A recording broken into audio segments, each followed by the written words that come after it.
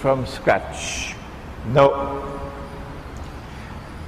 I get so many emails, and many of them from Europeans and Americans, Germans, French, Holland.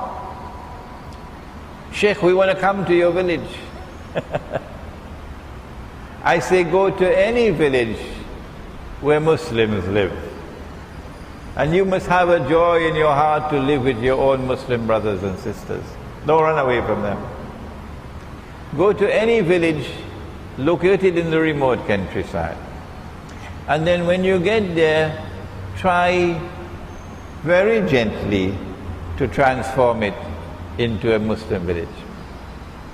You know you're in a Muslim village when you get rid of the paper money and you're using sunnah money. And if you fail, then go to another village. Next question, how can I become your student? MashaAllah, I was a student of a great teacher. Who was my teacher? Maulana Dr. Muhammad Fadlur Rahman Ansari, rahimahullah. Go to the internet, go to Google and write his name. Dr. Muhammad Fadlur Rahman, F-A-Z-L-U-R, Ansari, and you see a website devoted to him. And over there you'll see his books. And you see his major work, the Quranic foundations and structure of Muslim society. But before reading that book, I suggest you go to the pharmacy and buy a bottle of Tylenol tablets. You don't have Tylenol? What do you have? For headache. What tablet do you use for headache? Tylenol? Panadol. Ah.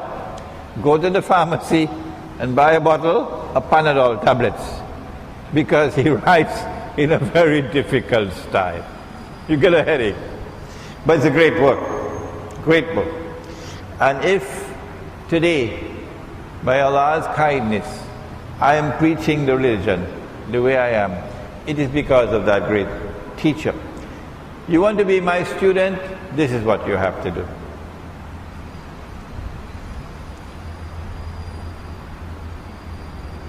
You have to take a decision.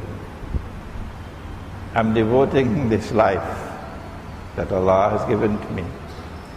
I'm devoting this life to Him.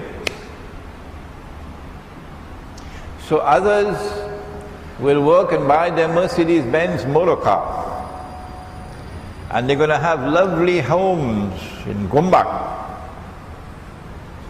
And you will not have that. You will have a little kanchil. And you might be renting all your life. But the sacrifice that you make of the dunya is what is required in order to pursue knowledge and to emerge tomorrow as a scholar of Islam who will preach the deen. If you do not plant, you will not reap. You got to plant. You can begin by reading my books, by listening to my lectures. Many of the things I now teach you, I never had anyone to teach me. No. But when I return home, inshallah, which should be about 1 year from now, I am building a student village that in Malaysia you call a punduk. Punduk, yeah. And so you can come. A Malaysian gets only 1 month visa. And then you can apply for an extension, you get an additional 1 month. So when I enter Malaysia, they give me 1 month. And if I go and apply for an extension, I get 1 more month, then I have to leave. And then I can come back in. So long as you have a visa, you can stay. We build huts. That's what the Punduk has, huts. And in our huts, you will have cooking facilities. So a husband and wife can stay in a hut, or 2 men can stay, 2 women can stay. And we give you the groceries, but you must do your own cooking. So if you come from Indonesia, we want to taste some masakan Padang.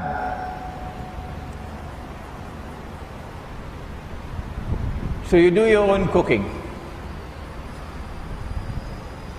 You have no expense other than your travel expense. And we will teach over a period of 3 weeks. One course of lectures, one subject, would take about 3 weeks. Sometimes 2 weeks, sometimes 1 month. And so you choose which one you want to attend. And you take leave from your job and you come, inshallah. Is Imam Mahdi, or where did you study Islam? My teacher established an institute of Islamic studies in Pakistan called the Alimia Institute of Islamic Studies. But this was not your normal Darul Ulum. No. Because when I was a student in that institute, I had teachers coming to teach me the Islamic philosophy of history. Where in a Darul Ulum today would you find students being taught the Islamic philosophy of history? It is because Dr. Burhan Ahmad Farooqi rahimahullah had a PhD in philosophy. He taught me the Islamic philosophy of history from the Quran. That today I can give the lecture Islam and the end of history. Go onto the internet, YouTube, and you can listen to it. In our institute, we studied the Islamic philosophy of science. In that institute, we had to study the foundations of modern Western civilization. Which is why I am comfortable now when I study modern Western politics, Western economics, monetary economics and so on, because I got the foundation from the Alimia Institute of Islamic Studies. May Allah bless my teacher of blessed memory, rahimahullah. Is Imam al-Mahdi already born? I don't know. No one knows. And the only way you will know that is if Allah informs you. He's not informed me. But secondly, and this is not arrogance, I'm not interested. This is not arrogance. No, no, no. I am not interested in knowing whether he's born or not, because that is not important to me. Whenever he is born, Allah will protect him. And Allah will keep his identity secret. So I don't want to be sharing in that secret. So why do you ask me? When Allah chooses for him to come out, and that will be a time when a Muslim Khalifa will die, and here the word Khalifa means a ruler, and I believe it will be a Saudi ruler, and when he dies there would be disagreement concerning succession. You can easily see what is coming in Saudi Arabia, with all those 5,000 princes vying for succession.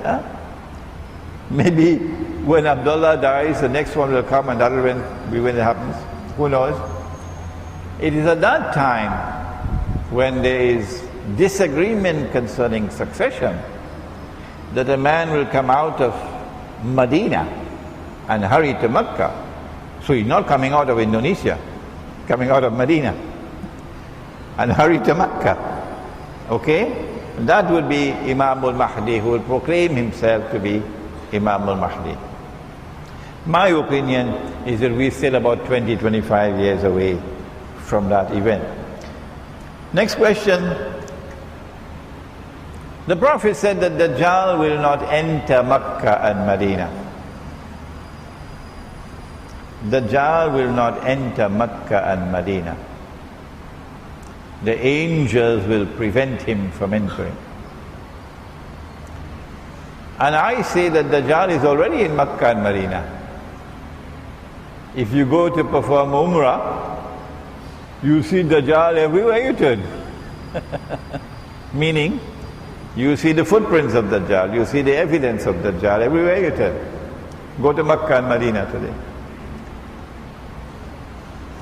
What the hadith is saying is that at that time, when Dajjal will appear as a human being, at that time when he attacks Makkah and Medina, he will be attacking while riding on a donkey.